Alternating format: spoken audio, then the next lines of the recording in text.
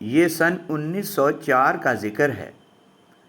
ایک صاحب نے مجھ سے کہا کہ درگاہ حضرت خواجہ نظام الدین اولیاء رحمۃ اللہ علیہ دہلی کے قریب کوئی کنواں نہیں، جبکہ باولی کا پانی کھاری ہے۔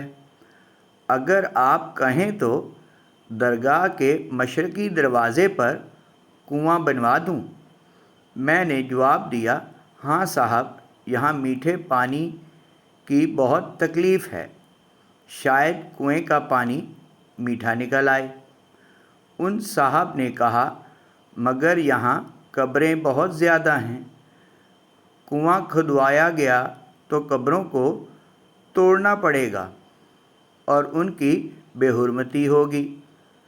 میں نے کہا، قبروں کی ہڈیاں دوسری جگہ احتیاط سے دفن کر دینا، کیونکہ پانی کی ضرورت بہت زیادہ ہے۔ یہ کہہ کر میں تو الہ آباد چلا گیا۔ ان صاحب نے کنواں کھدوانا شروع کیا۔ قبروں سے ہڈیاں نکلتی تھیں تو دوسری جگہ ادب و احترام سے دفن کرا دیتے، یہاں تک کہ جب پانی کے قریب پہنچے تو وہاں کسی آدمی کا پورا ڈھانچہ نظر آیا۔ سب کو حیرت ہوئی کہ بالائی قبروں کی ہڈیاں ٹوٹی ہوئی تھیں، مگر اتنی گہری جگہ میں یہ پورے آدمی کا ڈھانچہ کیونکہ باقی رہا، اور اتنی گہری قبریں کس نے بنائیں؟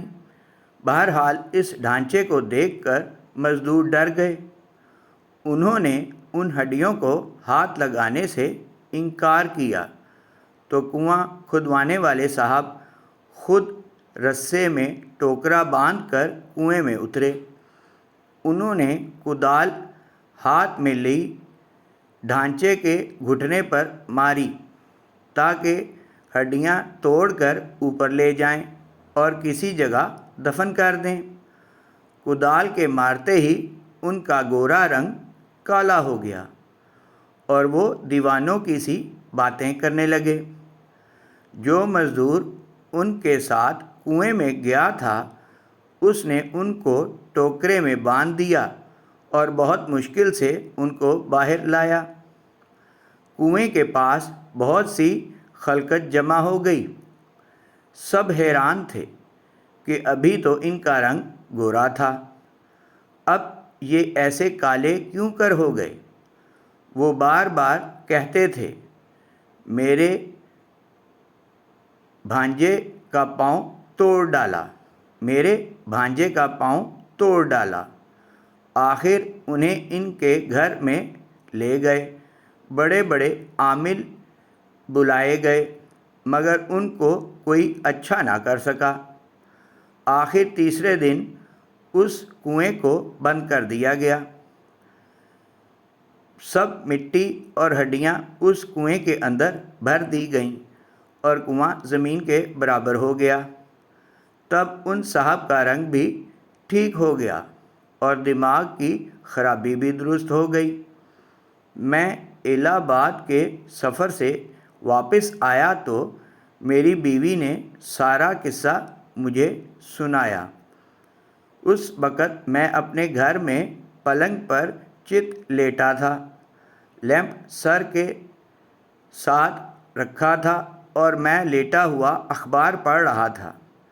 پلنگ کے نیچے دری پر میری بیوی اور ان کی والدہ بیٹھی چھالیاں کتر رہی تھیں اور مجھے قصہ سنا رہی تھیں۔ میں پلنگ پر اٹھ کر بیٹھ گیا اور میں نے اپنی بیوی سے پوچھا، تم سمجھیں وہ کالے کیوں ہوئے اور دیوانے کیوں ہو گئے؟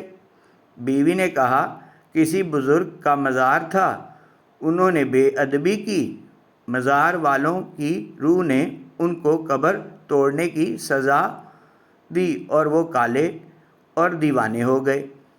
مگر جب ان کے وارثوں نے قبر بند کرا دی اور کنواں بھی بند کروا دیا تو روح نے 3 دن بعد ان کی خطا معاف کر دی اور وہاں وہ اچھے ہو گئے۔ میں نے بیوی سے کہا، نہیں، یہ بات نہیں، بلکہ یہ ہے کہ مردے کی ہڈیاں صدیوں سے مٹی کے اندر دبی ہوئی تھیں اور ہڈیوں کے اندر فاسفورس ہوتا ہے۔ فاسفورس زہریلا ہو گیا تھا۔ جب انہوں نے ڈھانچے پر کدال ماری تو ہڈی ٹوٹ گئی اور اس میں سے فاسفورس اڑا جو ان کی ناک میں سانس کے ساتھ گھس گیا اور بدن کے خون میں جذب ہو گیا۔ فاسفورس نے اپنے زہر سے خون کو کالا کر دیا۔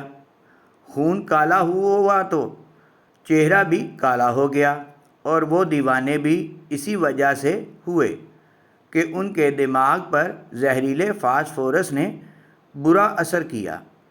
اگر روح کچھ کر سکتی ہے تو مجھے سزا دیتی، کیونکہ میں نے ان کو کنواں کھدوانے اور قبریں توڑنے کا حکم دیا تھا۔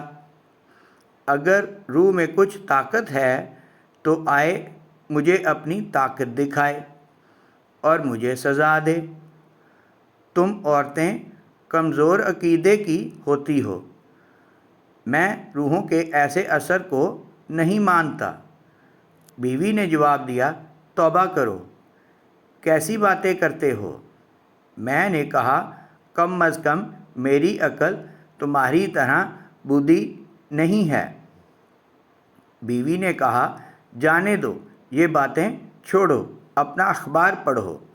میں ایسی منکرانہ باتیں سننا نہیں چاہتی۔ میں ہنسا اور اخبار پڑھنے لگا۔ ان باتوں کو 5 منٹ بھی نہیں ہوئے تھے اور میں چت لیٹا تھا کہ کسی نے میرے پاؤں کے تلووں میں جیسے بجلی کا تار لگا دیا۔ بجلی سن سن کرتی میرے تمام بدن میں پھیل گئی اور مجھے ایسی تکلیف ہوئی جس کو الفاظ میں ادا کرنا مشکل ہے۔